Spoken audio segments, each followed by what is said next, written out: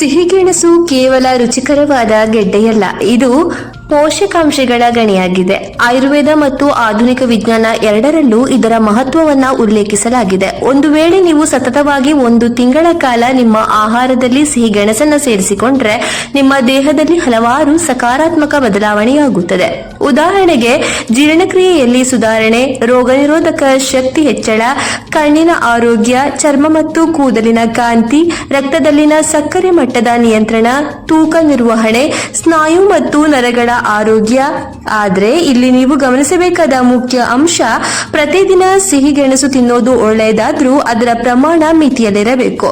ಎಣ್ಣೆಯಲ್ಲಿ ಕರಿದ ಗೆಣಸಿನ ಬದಲು ಬೇಯಿಸಿದ ಅಥವಾ ಸುಟ್ಟ ಸಿಹಿಗೆಣಸು ಹೆಚ್ಚು ಆರೋಗ್ಯಕರ ಹಾಗೂ ಕಿಡ್ನಿ ಸಮಸ್ಯೆ ಇರುವವರು ವೈದ್ಯರ ಸಲಹೆ ಮೇರೆಗೆ ಈ ಸಿಹಿಗೆಣಸನ್ನ ಸೇವಿಸುವುದು ಉತ್ತಮ.